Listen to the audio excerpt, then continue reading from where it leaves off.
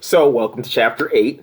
Here we are, we're going to talk about the prosecution, defense, and pretrial activities. Now, I'm sure you've been following along, but in case you haven't, you need to go back and look at Chapter 7, which kicked off our block on the courts, and that chapter focused on the courts and the judiciary. So we want to go ahead and continue looking at the key players that are active in the courtroom. Some of you that are watching this lecture, or depending on where you are around the country or even around the world, you may be an attorney or you may be aspiring to learn more about law, but understand that there's two key players in the courtroom from a legal perspective. Of course, there's the judge as well. We talked about that in the last chapter, and we want to focus on this chapter looking on the prosecution, defense, and other pretrial activities. So let's talk about the actors and procedures in the courtroom. Obviously, many activities occur prior to the start of a trial, and prosecutors and defense attorneys, they play a major role in determining the course of an accused's future. Now, there's a major case going on right now in New York involving a infamous hip-hop mogul, right? I don't need to say the name. You know exactly what I'm talking about. If you don't know, just type in Bad Boy CEO on trial. That's all you got to type on. Bad Boy Records CEO on trial. That's all you have to talk about. There are players there. There's a judge, there's prosecutors, and there's defense attorneys, and they are doing a lot of questioning, filing motions, doing objections, and many of this is what we're going to talk about today. We do want to understand that the role of lawyers beyond what the media portrays, because what do you think about when you see a lawyer? Well, obviously, just like I'm dressed, you see I got my nice red, striped red and black tie and my dress shirt, and oftentimes lawyers are dressed in nice suits and whatever. But do we have the Johnny Cochran lawyers where it's like, if the glove doesn't fit, you must acquit? Do we have those lawyers? Do we have the lawyers banging their hands on the desk and like, you can't handle the truth, like you've seen in movies and on television shows?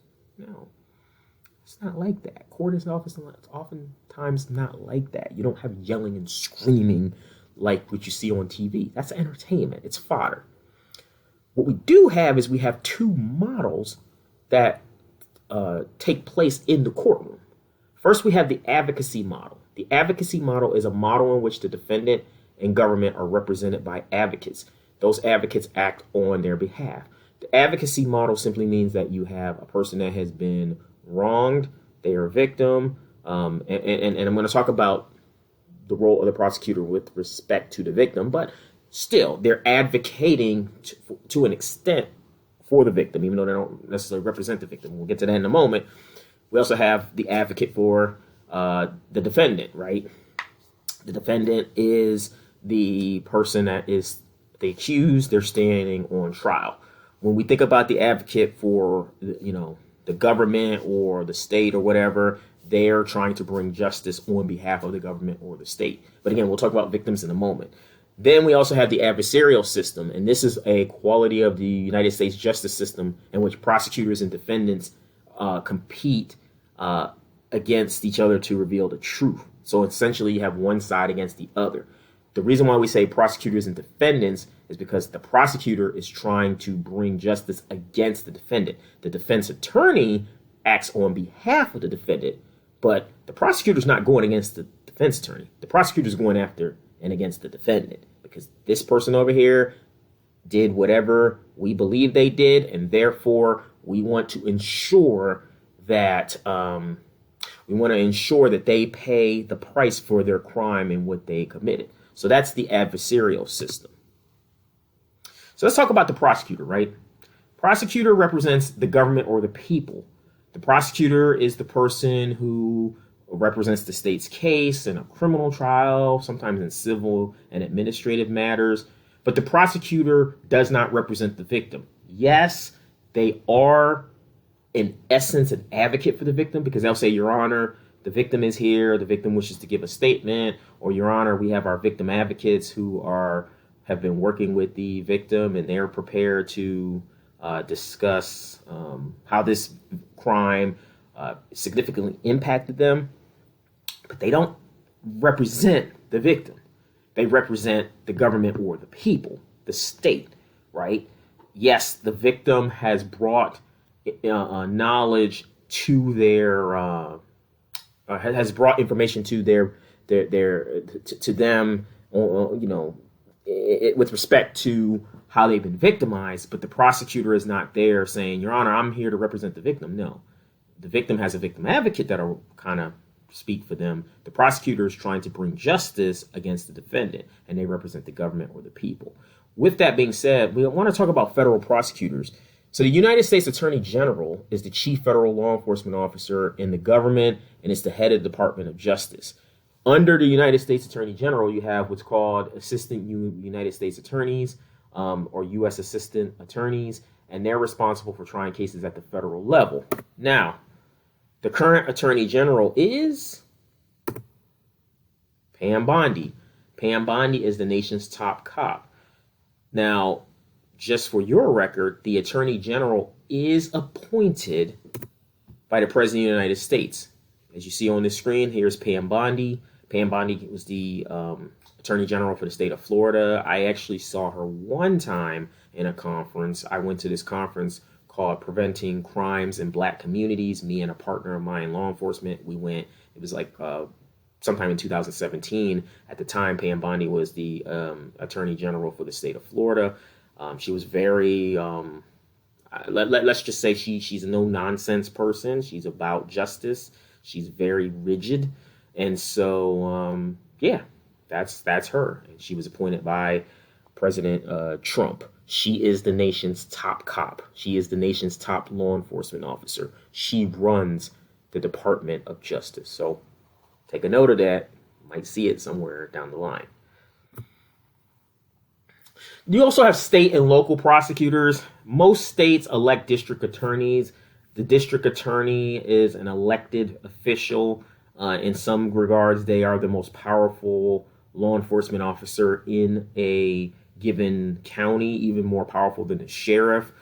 In other states, they're called state attorneys. Here in Georgia, they're called district attorneys. Florida, they call them state attorneys. It's the same thing.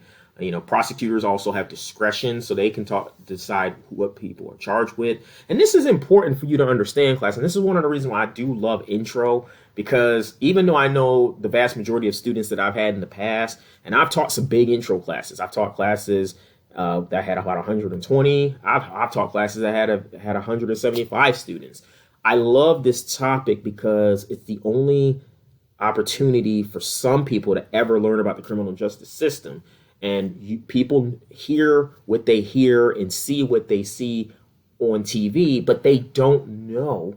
They don't know how things are in real life. With that being said, while we have law enforcement, right, the police, and yes, they can arrest somebody and charge a person with whatever crime, it's the prosecutors who also have discretion. Remember, I talked about discretion with law enforcement.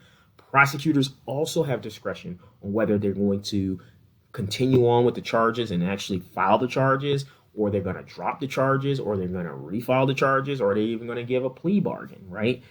Prosecutors have absolute immense power in the courtroom. In fact, when we're talking about dropping cases, this is where you get this term nolle prosequi. Nolle prosequi is Latin for to be unwilling to pursue. That's where a prosecutor decides, you know what, I'm not going to pursue these charges any longer. So a prosecutor is, in some aspects, even though the judge, and you saw in the last chapter video, I played the role of the judge. Today, I'm playing the role of an attorney.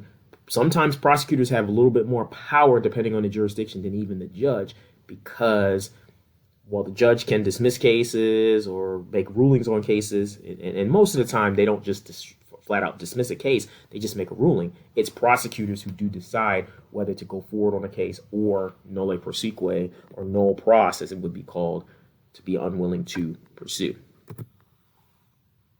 So if we have a prosecuting attorney or a prosecutor, we also have to talk about the defense attorney. The defense attorney advocates for their client's constitutional rights, and they represent the defendant. Now remember, the prosecutor represents the state or the government. They don't represent the victim.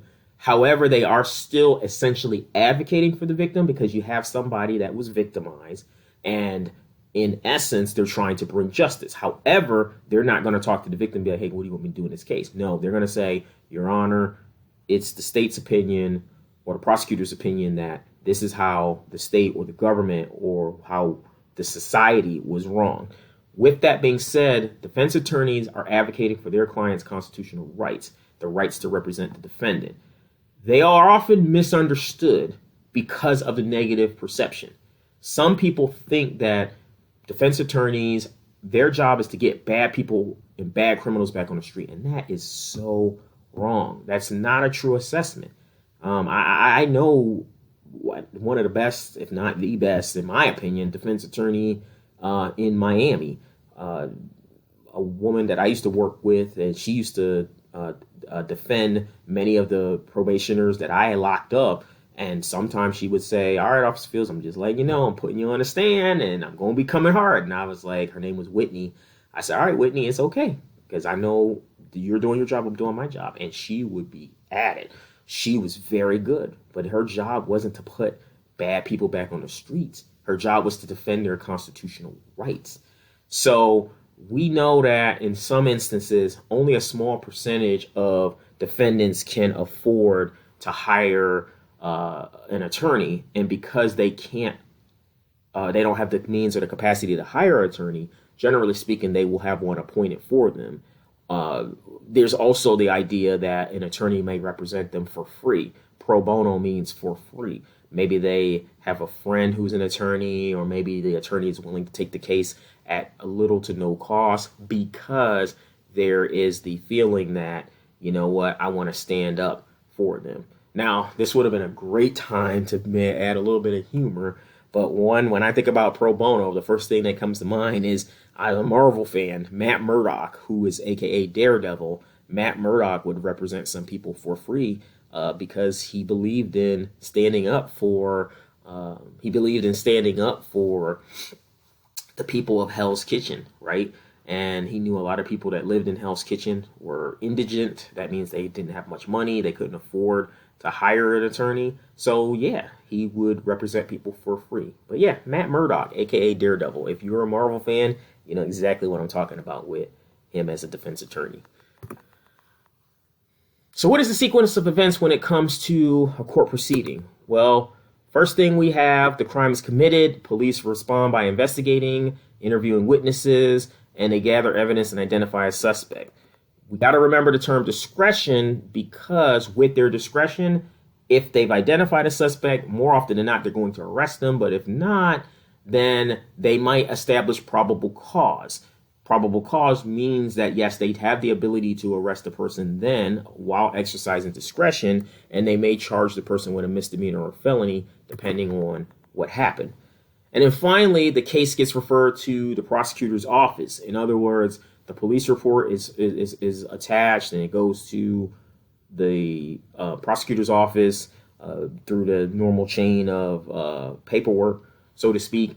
And then the prosecutor will decide either to file charges or they may null pros or nolle prosequi. If they file charges, they'll do what's called a complaint, or not a complaint, rather. They'll take the document which initiates the initial legal proceeding. That is called the complaint. So the complaint is the police report. I've had to write plenty of complaints. I've had to read plenty of complaints. And, you know, I should have put this in here, but I did for my in-person class. I had a copy of a complaint. And so, you know, a copy of a complaint that I had to have forwarded to the clerk's office. And that in turn was forwarded to the district attorney's office. Now, on the other hand, you have what's called an information, and that's the formal accusation issued by prosecutors. So they take the complaint, look at it, be like, yep, this complaint is good. We're going to follow information. Now you're in some trouble because now you went from being arrested and possibly looking at the case being dismissed or whatever to now you have an actual official charge under your name, and now you really have to fight that charge. Now that's where we have the information. So after the arrest, you might have what's called a grand jury. Grand jury can allow prosecutors to seek the indictment, but instead of the fear that, okay, we don't want the public to think that this is a witch hunt. We don't want the public to think that we are going after people just because. We will seat what's called a grand jury. And the grand jury is a just random pool of people who will come together and who will decide whether or not charges will be filed. Now, the grand jury usually sits anywhere from 16 to 23 people. A standard criminal trial jury only has 12 jurors, but grand juries have 16 to 23. And they're very controversial because they are operating in secret. They do have subpoena powers, and they're not bound by the rules of evidence. However, they will have witnesses testify before them. And when a grand jury is seated, generally speaking, the prosecutor is not necessarily involved in the process because you don't want it to feel like it's completely biased. So the prosecutor saying, I'm seated in grand jury and I'm going to let these citizens and peers of the community decide. Now, in this case, what could happen is the grand jury can offer some protection for the innocent. They can offer, through the assistance of the prosecutor or the district attorney's office, a level of immunity thanks to their cooperation. And at that point, the grand jury can issue what's called an indictment. So an indictment says that when the grand jury came together and they were assembled and they heard evidence, they decided that the person should be charged. That way, you as a prosecutor or you as a defendant can't say, man, this prosecutor is showing favoritism or this prosecutor is very biased. Absolutely not. The prosecutor seated the grand jury to make it appear that they're not biased and that if the grand jury decided no charges be filed, then they weren't going to file charges, whether you like it as a society or not. But if they file charges, don't be mad at a prosecutor who said, we selected 16 to 23 random people to come together and listen to all the evidence and decide whether or not charges will be filed. So the information is filed by the prosecutor from the complaint, which is the police report, but the grand jury files what's called the indictment. So let's talk about bail in pretrial events. So we know the Eighth Amendment argues how excessive bail should not be required, nor excessive fines imposed, nor cruel or unusual punishments inflicted. So the Eighth Amendment protects us against cruel and unusual punishment. What do we have when someone gets arrested? And oftentimes they may have to either, pay a bail or post bond.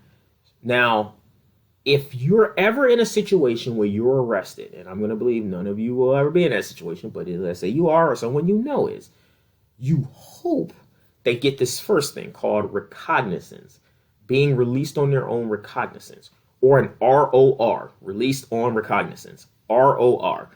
That just means that the person agrees to show up for court. In other words, I trust that you're going to come back. You're a good character. I believe that because you have no prior criminal history, you're a college student, you just had a bad decision, we're just going to release you on your own recognizance, okay? You don't have to pay anything to get out of jail. However, let's say you do have to pay. Well, that's where you get bail. So bail is the amount of money you pay to the court to guarantee you will return for court or return for your court date until the case is concluded. This money is refundable, and if you're exonerated for the case, you'll get it back. If you're found guilty, they'll refund the difference to you, and if you owe restitution, they will just keep it for restitution. Bail is the straight dollar amount set. So if the judge says, I'm setting bail at $20,000, and you just have $20,000 sitting around in the bank, you just go pay that $20,000 to the court. They hold it. They say, okay, this person's serious. They got money. And so with that being said, if you're found not guilty, you just get the $20,000 refunded. If you're found guilty, and let's say you owe $5,000 in restitution, well, then they'll take the $5,000 plus court costs, and anything left over, it comes back to you. Having said that, most people pay what's called bond. Bond is a pledge that the bail bondsman makes on your behalf, and if you do not pay, it's non-refundable, can have interest, and can be very risky. So generally speaking, class, bond is 10% of the value of the initial bond or bail amount that is set by the judge. The bondsman is vested by the court. In other words, the courts know who the bondsmen are. You can't just roll into town and be like, yo, I'm a bail bondsman. I'm here to get this person. They're going to be like, where's your credentials? Are you vested with us? And if you're like, no, I'm new, they're going to say, sorry, sir, you better go somewhere else. Okay. You need to go through the process of being vested. But if you skip out on bond, it's a bad look for the bail bondsman, and it's even worse look for you. So let's say you got to pay. Remember, I just said that the bail was set at $20,000, right? Well, bond would be 10% of 20,000. If you do simple math, 10% of 20,000 is $2,000. $2,000 is a lot more manageable than 20,000. So if you have the 2,000, you would show up at the bail bondsman's office, and then you would give them the 2,000. They would take care of the rest, and then they would go ahead and get you out of jail. But sometimes you might also have to give collateral to ensure that they don't lose anything if you skip town or don't show up to court. So here are some examples of collateral. Jewelry. If you got nice, expensive jewelry that's worth thousands and thousands and thousands of dollars, that's a great form of collateral. The bail bonds company may say, okay, we need you to bring the jewelry down. It's going to be locked in our safe. No one's going to steal it. It's just here for the duration of the case. If you got a nice car, you drive a fancy car or a high-end sports car, or maybe you have a Maserati, a Tesla, a Lamborghini, something that's very expensive, they're probably going to say, we're going to put a lien on your car. So if you skip out, we're coming for your car. So you got to give them a copy of your title and sign the document saying that if I miss court, they get a lien on my car. Same thing with your home. If you have a nice home, then that's going to be a great form of collateral as well. So again, going back to granting or denying bond, typically it's going to be based on the offense. If you have committed a murder, if you've committed an event against a woman where you're taking them by force, you're probably going to get a very high bail or bond amount. And in some instances, you might not even get any. The judge may say, I'm going to give you no bond. You can't get out of jail, regardless of how much money you have. The character of the suspect matters. Would a convicted felon or sex offender get a bond? Probably not. What about ties to the community? Like for me, I'm a professor. And then even here in Atlanta, I have ties to the community. But if I did something serious, probably not going to get the same benefit of the doubt. And as you can see, we can go on and on. So all of these are factors as to whether or not someone will be given bond or eventually have the opportunity to be bailed out of jail. So victim rights do vary by state. They can include the notification of release, pretrial release hearings. The right of the victim to attend or participate in hearings is generally required. Most victims may choose not to even attend, but they have the right to attend. If you are ever victimized or you ever become a victim of a crime, and I teach victimology, it's one of the courses I do really enjoy to lecture on, understand that you have rights and understand that those rights can't be taken away from you. If you choose not to participate, that's your choice. However, generally speaking, it is an option for you to be present at court hearings. It is an option for you to voice your concerns. It is an option for you to have protections if someone's stalking you or you feel like you're being potentially, abused or harassed. So recognize that when it comes to bail and even some pretrial events, the victim's rights sometimes are considered. Not all the time, but the judge will heavily consider what a victim is saying, especially if a victim is in fear of additional victimization or any form of retaliation. So we have other hearings. You get the first appearance or initial appearance. It's 24 hours after a person's arrested. In juvenile court, it's usually within 48 hours. But if a juvenile is detained on a Friday, then it's 72 hours because they won't go in front of a judge until Monday. If you are arrested on a Friday night, you were partying too much, you got drunk and you were arrested, you would go to first appearance or initial appearance the next day. But in juvenile court, if you're arrested, depending on the jurisdiction, if you're arrested on Friday, you don't go to court till Monday. You got to stay detained for 72 hours. You also have arraignment. This is the formal reading of the charges. Arraignment is where you enter a formal plea. Even though you may have pled not guilty at first appearance, this is where you're going to enter a formal plea because by the time arraignment rolls around, and information has likely been filed. And you only get three options. You're either guilty, not guilty, or you're pleading nolo contendere. Now, I want to point out to you, nolo contendere is Latin for no contest, meaning I don't want to admit to it. I don't want to say I'm guilty or I'm not guilty. I don't want to fight it. I just want to get it over. In fact, nolo contendere is by far probably found in anywhere from 85 to even 90% of all pleas. Yes, people may initially plead not guilty, but in terms of the resolution of a case, most people will say I'm pleading nolo contendere because I don't want to just say out loud that I am guilty of that offense. So we know that a lot of cases are resolved through plea bargains. And what are plea bargains? Well, plea bargaining, and you may have heard this on some TV shows you've seen or movies, plea bargaining is the process in which the prosecutor offers a lesser charge or fewer charges in exchange for a guilty plea. It is possible for you to take a plea bargain, plea guilty, but then instead of saying I'm guilty, you're saying I'm agreeing to this plea bargain, but I want to plead nolo contendere. It's not going to be any difference by saying I'm accepting this plea bargain, but I still want to plead no contest, and the prosecutor saying, no, I need to hear you out loud say you're guilty, right? Sometimes there may be terms. For example, maybe you have to testify against a co-defendant. Maybe you have to, agree to certain terms where, you may have to no longer return to a particular place or destination. But either way, the judge has to determine that plea was freely, knowingly, and voluntarily entered. If you're under the influence of medication, if somebody twisted your arm and was like, hey, you need to take this plea, if you were told, if you take the plea, we're going to go ahead and we're going to only give you like 45 days in jail. And then you get up there and they say, Your Honor, the stipulation, this is basically how it would work in court. The stipulation of the plea agreement is as follows. The individual is going to plead no contest to a lesser included offense of whatever. And the stipulated plea agreement is that they'll get a year and a day in jail. And you go, what? A year and a day? You just told me I'm getting 45 days. Where did that come from? Oh, well, yeah, I thought it was 45 days. Not going to go. Judge is not going to agree to that because now you're playing games, either the defense attorney or the prosecutor. But somebody's playing games, and you as the defendant have the right to enter that plea freely, knowingly, and voluntarily. And then, of course, lastly, are they coercive? Can somebody force you to take it? Absolutely not. So 90% of felony criminal offenders plead guilty or they accept the terms of a plea bargain. Why? Well, the answer is very simple.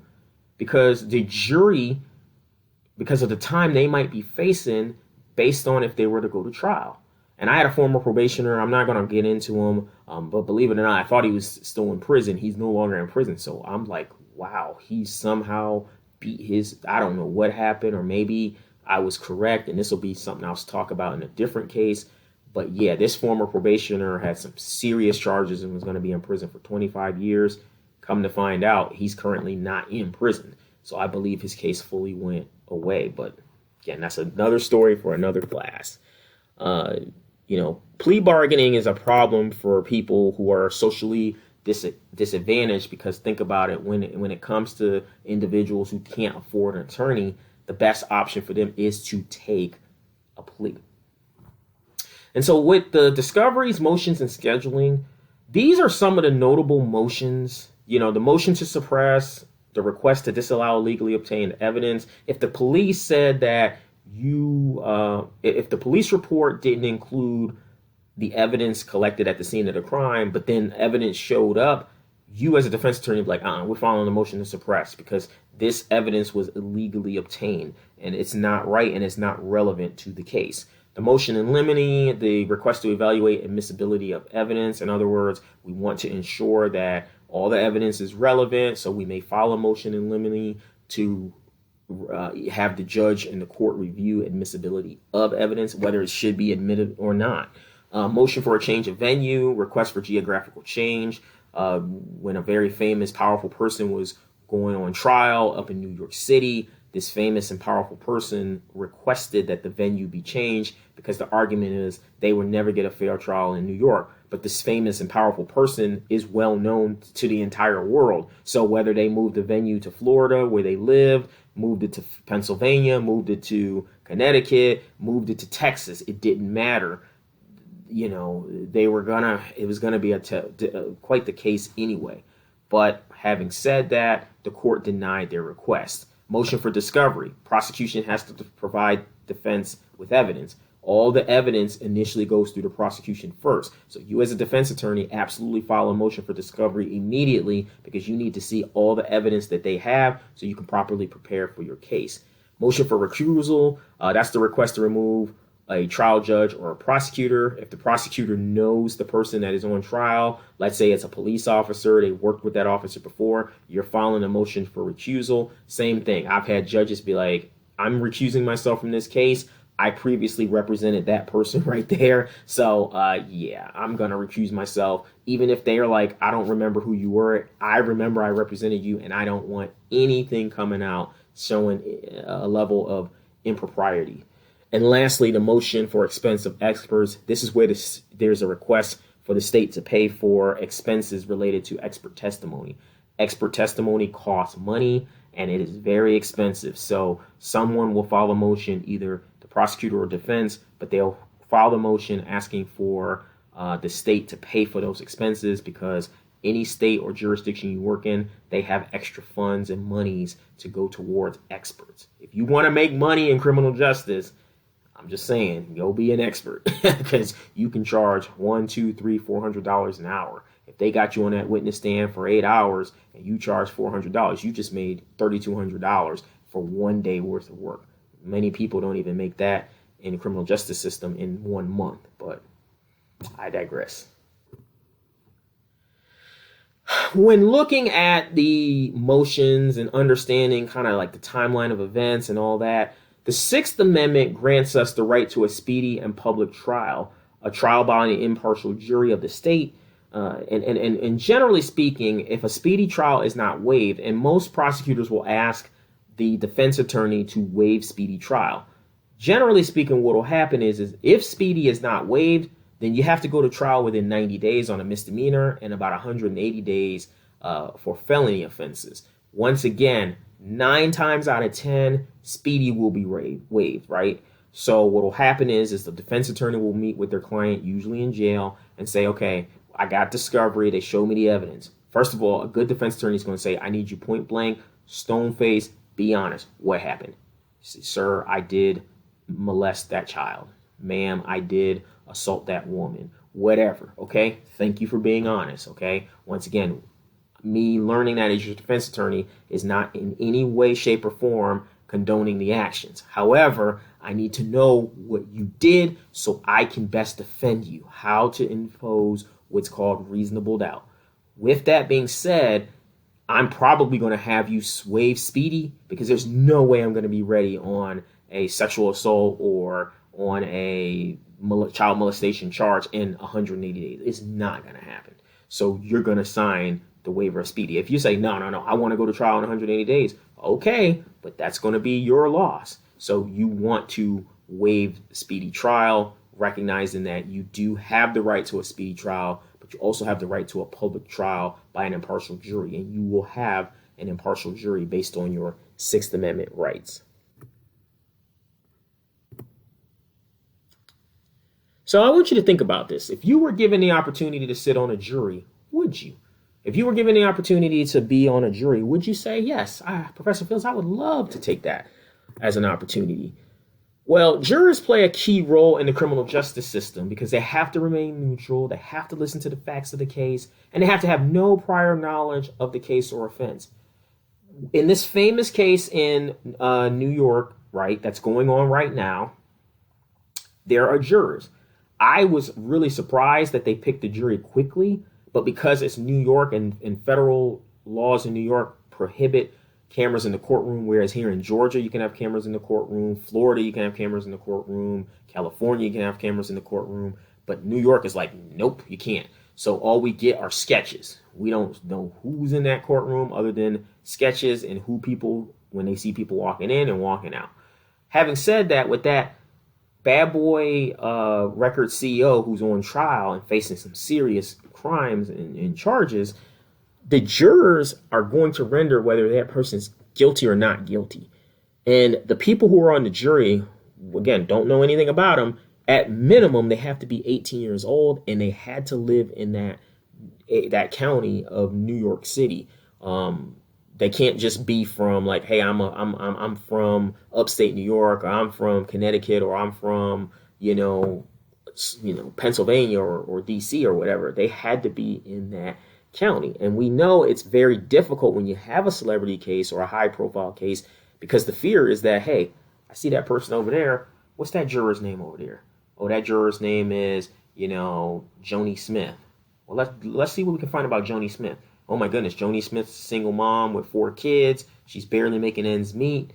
If Joni Smith can be compromised, not saying that will happen in the bad boy CEO case that's going on now, but I'm just saying, if Joni Smith can be compromised and we can find out, is there any way we can take care of you, Joni Smith? We just need you to be the holdout. If you're struggling, you might listen, right? So it is very controversial and can be difficult when looking at high-profile media cases. But then you have some other key terms. You have venire, the potential list of jurors used for jury selection. They can be challenged, of course. You have voir dire, a French term meaning to speak the truth. It can be a challenge for cause, where the defense, prosecutor, or judge believes a juror cannot be unbiased. You also have the peremptory challenge, removing a prosecutor without a legal justification, just because. So I don't just like how that person looks, I'm going to use a peremptory challenge just because I don't like how they look. I don't like how that person talks, I'm using a peremptory challenge. But the challenge for cause is that, hey, I know that gentleman over there. Hey, Professor Fields sitting on the jury. He used to work in law enforcement. He's been in and out of the court as a probation officer. He's argued cases. He's very knowledgeable. That'd be a great juror. However, he might not be able to be completely unbiased, rather. So, or he may be unbiased, rather. So, or she may show bias and can't be unbiased. So we might want to go ahead and remove him. We'll issue a challenge for cause, and here's why. Because he has extensive knowledge of the criminal justice system and he's former law enforcement. But if you just say, hey, I just don't like how that guy looks, or I don't like this red tie he has on, you issue a peremptory challenge. So again, the Sixth Amendment requires that there's an impartial jury from where the area where the crime was committed. And basically what happens is that there are some instances where there has been exclusion of female, black, and Hispanic jury members, which exists even in modern times. Some people will question, is this process of justice equal, fair, and balanced? And that's up for you to decide, because we know that oftentimes when we find out about the makeup of a jury, especially when it may deal with defendants who are black or brown or of a minority ethnicity, we want to say, what does the jury look like? And if the jury is not made up of many people who look like them, there's this inherent belief that justice will not be fair, because the people who are going to sit and listen are not from the same class or area or ethnicity. And again, that's a very controversial topic, but it is one that has been coming up over and over and over again within the criminal justice field. And so lastly, when looking at technology and pretrial events, technology makes it easier to post bail online quickly. You can do e-forms, you can do credit cards. Bond companies can easily follow up with those on bail in a variety or in various ways. There's GPS tracking to help check for risky behavior. Going back to posting online, the bail bondsman used to, back in the day, had to go all the way to the jail, do all this necessary paperwork, and it takes so much time. And now things are so much quicker. It still may take a long time to get a person bonded out of jail. However, at least the paperwork part is quicker thanks to technology. In terms of in the courtroom, technology has made it easier to file paperwork. I used to have to do a lot of e-filing. The judge would always commend me on my approach to e-filing. But in a post-COVID court system, e-filing is the way to go. In fact, pretty much 80% of the time they wanted you to e-file paperwork. You scan it in, you file it, you were done, as opposed to actually walking it up to the clerk's office and having them do it. You can meet remotely, having Zoom, Teams, Google Meet, WebEx. Those programs are still useful even to this day. Record real-time transcripts. Digital court reporting is big too. I used to actually be a digital court reporter. I can speak about that in a different class. But basically, it's just like you're the courtroom stenographer, but you're in a courtroom or you're in another setting, and you're actually typing up the notes and key notes as it relates to the court hearing. And then, of course, doing live coverage through television or tweets or X now. Again, with this trial that's going on in New York City with the Bad Boy Records CEO and founder, generally speaking, you're still getting live coverage because people are posting and texting and sharing with the Associated Press and NBC News and other news outlets what's happening in the courtroom. So this is our chapter wrap up. Within this chapter, we focused on the role of the prosecutor and the defense attorney. We talked about the case flow after arrest, first appearance, arraignment, bond, bail, even plea bargaining. Again, one of the biggest takeaways I want you to have is that when we look at the players in the courtroom, Chapter 7 was primarily squarely focused on the judiciary, and it was focused on the courts. This chapter is focused on the prosecutor and the defense attorney and some of the other inner workings of being in a courtroom that they're responsible for. Yes, there's other players in the courtroom. There's the clerk. There are other law enforcement officers like the bailiffs. There may be probation officers. There may be other court staff. But it's all about the prosecutor and the defense attorney. The prosecutor is the assistant state attorney or state attorney, district attorney or assistant district attorney. The top prosecutor, the top cop in this country is the attorney general. Our current attorney general was Pam Bondi, appointed by President Trump. And then, of course, we have the defense attorney. Not all defense attorneys are there because they just want to get people out of jail and on the streets. They want to protect their constitutional rights. Sometimes we have defense attorneys who are called public defenders. Other times we get defense attorneys who work pro bono, like I shared with you all, Daredevil, a.k.a. Matt Murdock. So I want to thank you all for tuning in.